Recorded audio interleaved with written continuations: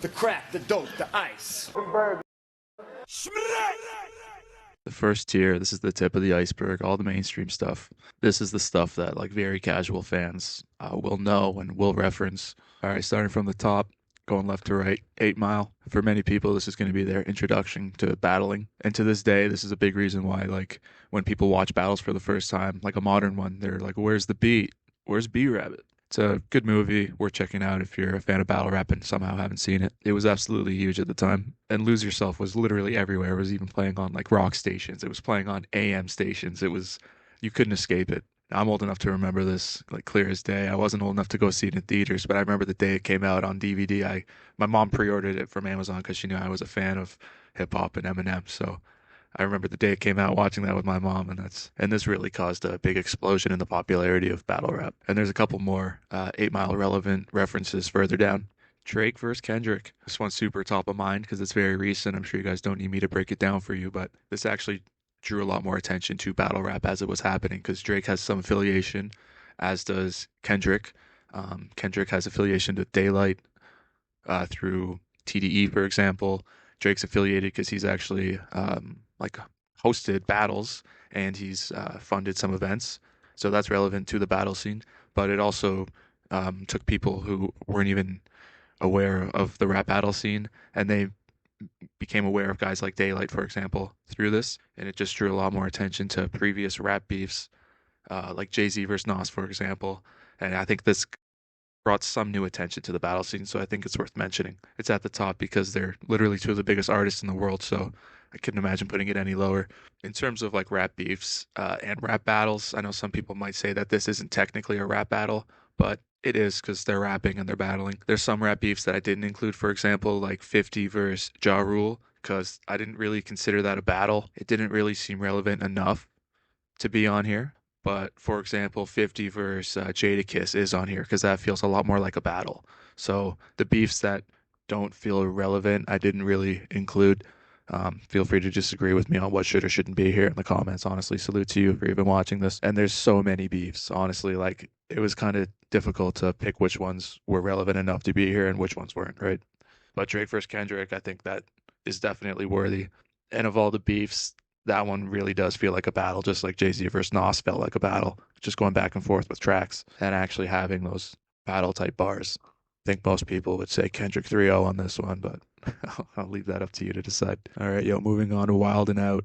TV show started in the mid 2000s, hosted by Nick Cannon. This was kind of one of those things you could turn on the TV and actually see people battling. And you would have guests like Snoop Dogg, Kanye West, Fabulous, like some real industry rappers on there battling. And that's not something that you would really typically see. So it feels notable for that reason. But also later on in Wild 'N Out, like currently Frack, Charlie Clips, Hitman, Conceited.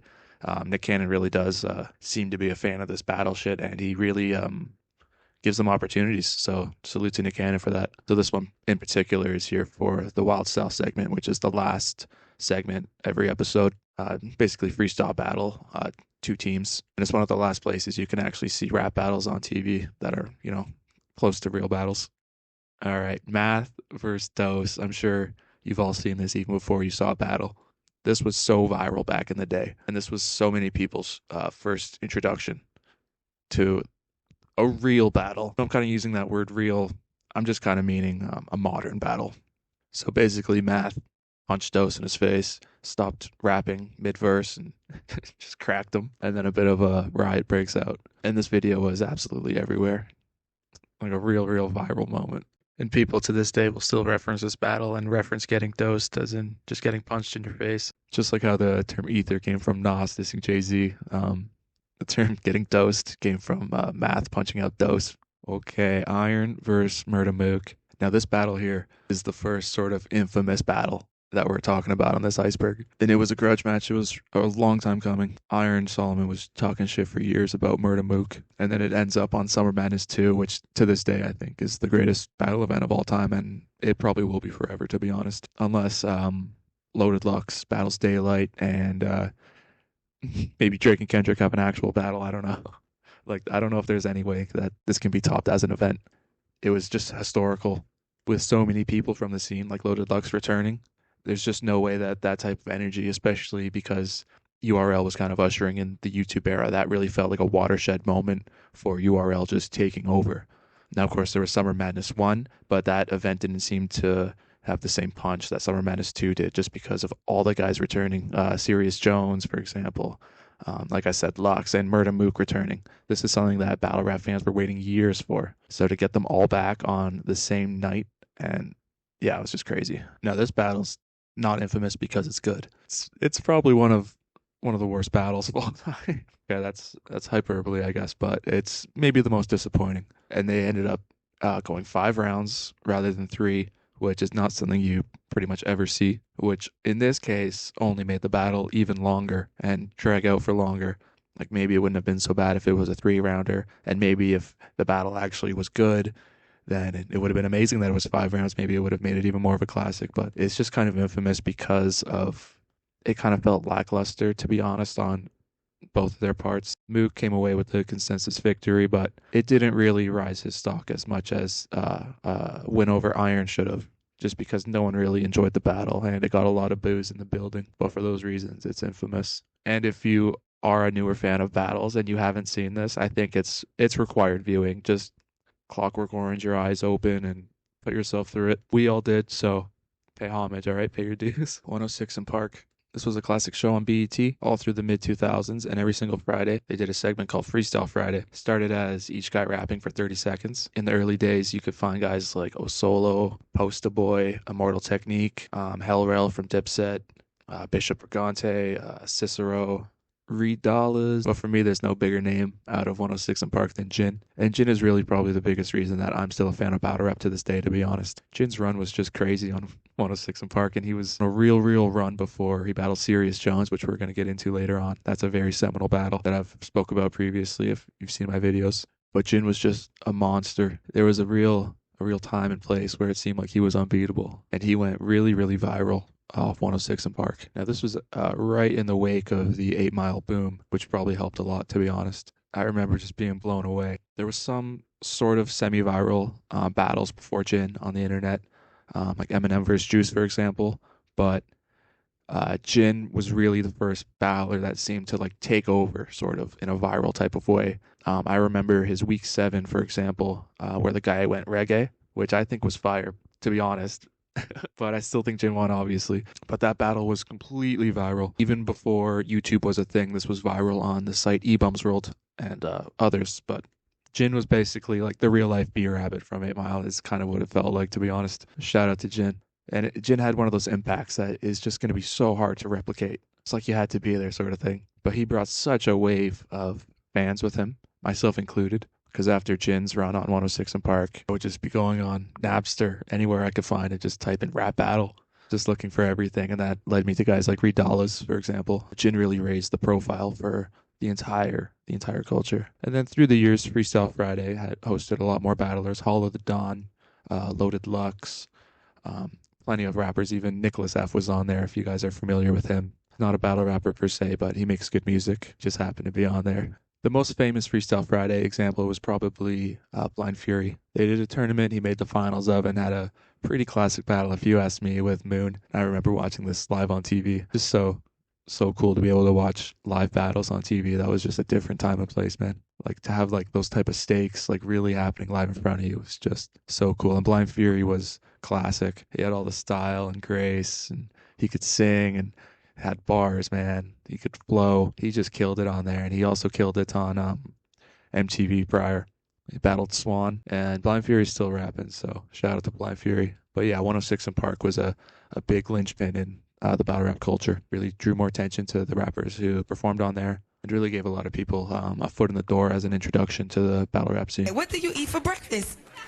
MCs.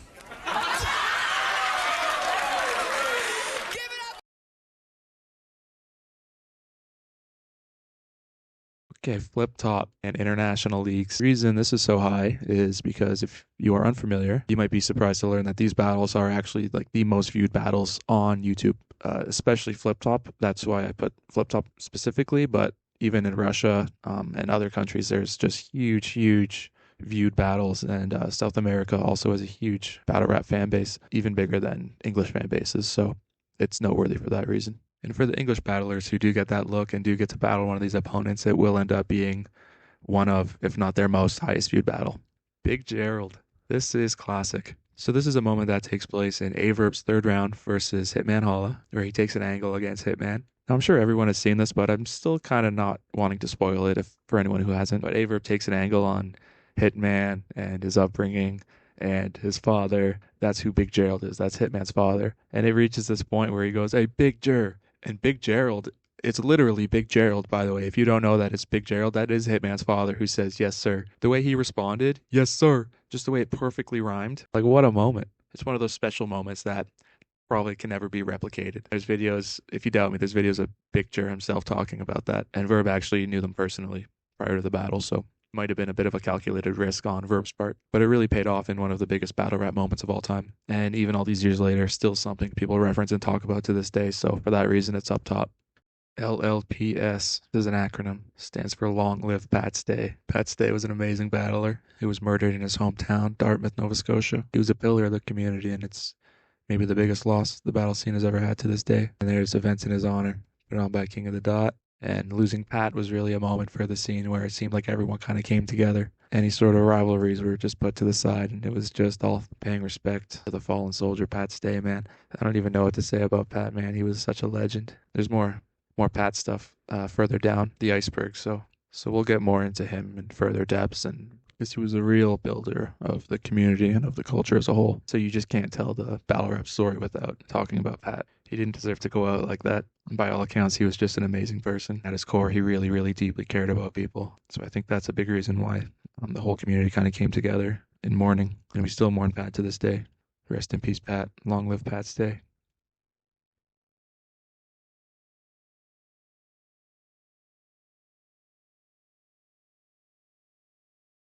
Canibus Notepad. This is from Disaster vs. Canibus. This is from an event called Vendetta that King of the Dot put on in California. This was one of the first pay-per-views in battle rap history, and the headline was Canibus versus Disaster, which was a huge battle at the time. Canibus was so respected as an MC. People really thought he was going to win. You know, fans of battle rap didn't think that, but kind of just fans of hip-hop as a whole did, because they thought Canibus was just lethal, mostly from his beef with LL Cool J, for example. Second Round Knockout was seen as one of the greatest rap diss tracks of all time. So people really, really thought Canibus could step in the battle rap arena and come away with a win against someone like Disaster. And maybe he could have, but he definitely didn't have what it took on that day. He was in way over his head, and it was immediately obvious. Diz had maybe his best performance of all time, some of his best material for sure, and just delivered it so well. He was so prepared. Had great freestyles against Canibus too. It was just a great performance. Canibus just had nothing, and he just completely crumbled and took out a notepad and had a bit of a breakdown. And it's one of those viral moments that people will still reference Canibus Notepad to this day, and especially the quote, 30 pages of rhymes in this motherfucker. But there's just so many classic, hilarious things about that battle, like Christian 818's reactions. Just the whole vibe was crazy. The shirtless guy behind Canibus and Super Nat is there, and they really didn't seem like they knew what was about to happen when Disaster started rapping. And Canibus still has so many quotables from that battle that people still reference to this day, like Tom Cruise mom shoes. Just one of the weirdest battles ever, but it's kind of incredible at the same time. And if there was a battle rap museum, one day there should be Canibus Notepad somewhere behind glass. Jay-Z versus Nas is a rap beef from the early 2000s between two of the biggest artists at the time, kind of fighting for who was the king of New York. If you ask pretty much any hip-hop fan what the greatest diss track of all time is, a lot of people would say Hit 'Em Up by Tupac, but I think a lot more people would say Ether by Nas. But I would urge anyone revisiting this beef to go into it with an open mind, because I think Jay-Z actually had some good diss tracks toward Nas as well. Nas obviously had the edge, came out the victor, but Jay-Z had some bars that I fucking love too. So this is up here because it's much like the way Kendrick versus Drake got some people into battles recently. This was kind of that in the early thousands. When you have two of the biggest artists just clashing like that, it's just going to bring so much attention. And a rising tide raises all ships. So they were probably both better off for it, to be honest, as was the scene as a whole. All right, Eminem battle career. So people to this day still call Eminem a battle rapper. I think most people are kind of referencing his diss tracks like Towards MGK or Ja Rule or Everlast, ICP. But he was in Scribble Jam and he was in the Rap Olympics. He lost to Juice at Scribble Jam. Juice is one of the most iconic freestylers of all time, so there's no shame there. But these battles, like Eminem's battles, were on the internet, like before 8 Mile, for example. So these were some of the earliest rap battles on the internet, period. And people to this day still talk about how Eminem would fare in an actual battle. I'll be honest, I don't know the answer to that. But in a freestyle battle over a beat, he could probably hold his own against pretty much anyone. Some other notable battles he had was he battled Otherwise, who he lost to. Otherwise is further down this list. He's a freestyle era rapper that you should get to know if you're into freestyle battles. He was one of the greatest of all time. He also battled Marv Won on the deleted scenes. That's something we're going to talk about later. And Marv Won actually told a story on Math Hoffa's podcast where he went to a house party at Eminem's house and people were like rapping and battling each other, and Eminem was pissed that no one called him out. So he still has that itch in him, that bug in him. But I can't see him ever taking a battle. It would be cool if he did, but I just don't think that's very likely. But yeah, Eminem's battle career, those were some of the earliest rap battles on the internet, and those were actually the first rap battles that I had ever seen. And they're still out there, so check them out if you're interested. Supahot Fire. This is just a viral type of meme. The host calls it primetime rapping, which is obviously alluding to Grind Time Now, which was a bigger battle league back in the day, and that was one of the bigger battle leagues when they first made these videos. But these battles are so viral, and there's so many of them now, and there's so many quotes and moments from them that just kind of transcend. Like, psych, that's the wrong number. Like, that's like bigger than battle rap. So just due to the sheer views and attention that Supahot Fire gets, and he's battled Chris Rock, Wiz Khalifa, I don't know, so many, Geechee Gotti even. He did lose to Mute Spitter though. But yeah, it's noteworthy just for how viral it is. Okay, Drop the Mic is a TV show where they get celebrities like David Schwimmer to fucking spit verbal heat. But this is noteworthy because it's on, popular network television, but they also have real battle rappers like Carter Deems, I think, for example, writes on that show, and some other battle rappers. I think maybe Kid Twist. I'm not sure, to be honest, but I'll be 100% real. I've never actually seen that show. But I think since it's on television and celebrities do it, I think it's worth noting. Okay, Lux versus Calicoe. This is the second battle from Summer Madness 2 at the tip of the iceberg. Loaded Lux might have the most iconic battle rap performance of all time. Some people might say Tay-Rock versus Daylight would take that title, but a lot of people would say Loaded Lux against Cal. This is a battle that actually should have its own iceberg, to be honest. And so many Loaded Lux quotables come from this battle. For example, he gonna get this work. All first verse, look at him, emotional. Harlem Hospital giving beds out. Like, there's just so many. It's almost endless. And the fact that he did have that choke and still had one of the greatest performances, it really sort of changed the meta for battle rap around choking. Prior to this battle, it didn't matter how good your other rounds were. If you choked in one round, you lost, like by default. It was automatic. There was no way to choke and win. But just the circumstances around Cal's choke, it was kind of due to the crowd reaction, you could tell. But the fact he finished that material in the second round, and then he actually uploaded a video of what his second round was supposed to be, and he had one of the greatest battle rap performances of all time. And the casket and the PowerPoint presentation, like in terms of antics, that was like one of the, probably the biggest antic of all time. I don't know, it's up there. This was one of the earliest ones too. So for a battle to change the game so much in terms of changing the meta around choking and those big antics, and like he had celebrities like Jay-Z tweeting at him after that battle. Like, the reach of that battle was just not really something we had seen in the culture. So it just created such a moment. And that is a huge chapter of Loaded Lux's legacy. Loaded Lux is probably the most common answer if you ask who the greatest of all time is. And that performance is one of the reasons. But like I said, that battle could have its own iceberg. There's just so many random things, like Big K in the audience as a fan. And honestly, if you go back and watch that battle, I wouldn't even say Calicoe got bodied. I think he had pretty good material, to be honest. So if you want to go back and watch that, I would say do it with an open mind. But yeah, I mean, no one was probably going to beat Lux on that night. We were just waiting for him to come back for so long that when he finally did, we were just so ready to hear whatever he had to say. The Murda Mook arrest is not something I'm going to spend too much time on, but he live streamed himself getting arrested in his own home. So people make fun of the way his house looked. It was just messy. And Mook was drunk while it was happening, but he was in his own home. So I don't think there's anything immoral about being drunk in your own home. But Mook has actually since become sober, so shout out to Mook, because he actually really did better himself from that experience, which is honestly all you can really ask someone to do. So salute to Mook. And his first battle after the arrest was versus Arsenal. That was recently released. A lot of people weren't even giving him a chance to win, and he very clearly beat Arsenal. So salute. Congrats to Mook for bouncing back. I think that's deep down what we all wanted. We didn't really know how likely it was. But Mook like really truly seems in a better place, which is just awesome to see. But it's at the tip of the iceberg because it's still something that you hear referenced and probably will for a while. Mook is one of the biggest battle rappers ever, so obviously it was pretty big news. But hey, man, we all stumble, you know? We don't judge people when we stumble, you know? It's about how you react and how you get back up. Battle rap is just a better place when Mook is healthy and active, so it's great to see him come out on top. Really killed a Frozen Arsenal special. Mook is, move is disrespect. What is Mook's special move? And how can it beat the level of potential disrespect Ars is equipped with? That's a great question. So I think Mook's special ability is prestige, seniority, nostalgia, all things you can't teach. When Mook get in that bag, it take you back to a time in your life when everything was so simple.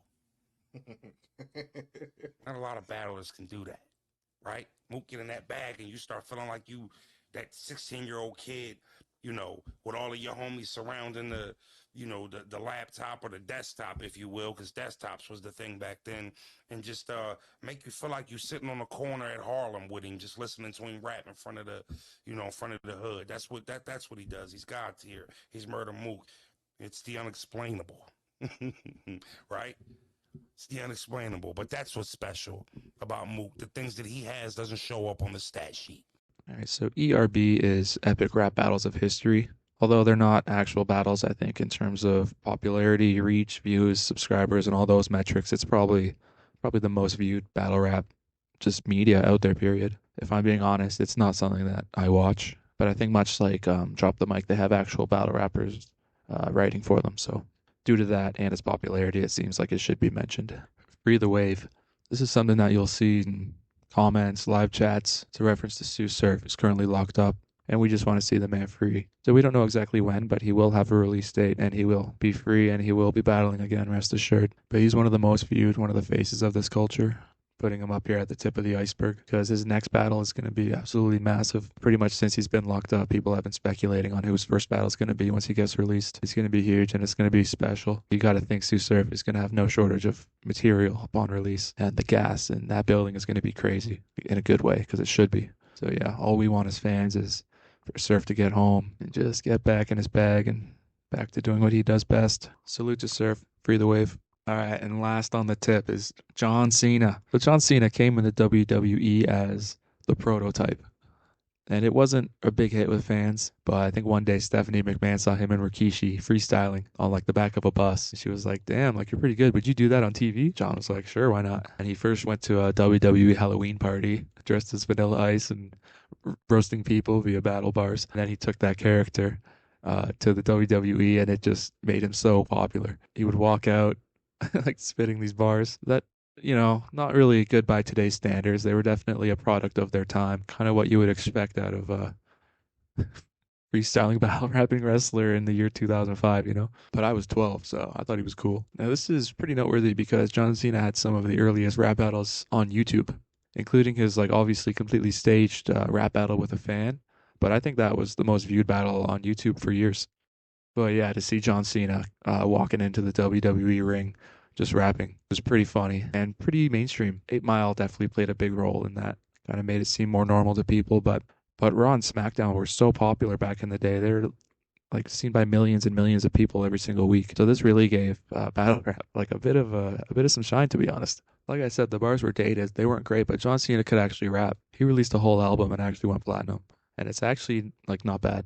John Cena's pushing 50 now, but if he came back with some battle bars, that would be hilarious. I don't know if it's ever going to happen, but that'd be fun. And these days in AEW, there's a wrestler named Max Caster who seems like he tried to pick up the torch, and he's a little further down. But yeah, y'all, that's the tip. I tried to run through these pretty quick, but we're over 20 minutes already, so pardon me if I was being long-winded. I was trying to be pretty concise. This thing is just completely packed. I can't imagine how long or the depths of this thing are just going to take. And so many of these entries here are double entendres. Some are triple entendres. A lot of them could have their own iceberg in and of themselves. But the first installment here, this is kind of just base level. A lot of the stuff was kind of self-explanatory and mainstream. I'm sure you guys have been familiar with some of the stuff, if not all of it. But I swear, even the most ardent battle rap fan hasn't seen everything on this list. There's just no way. This just covers so many bases. Even Lush One. He might be like the biggest encyclopedia of battle rap, but I think there are some entries on here that are just so niche that almost no one knows about. Anyways, y'all, that's the first installment. Thank y'all for watching. I love and appreciate you. Peace.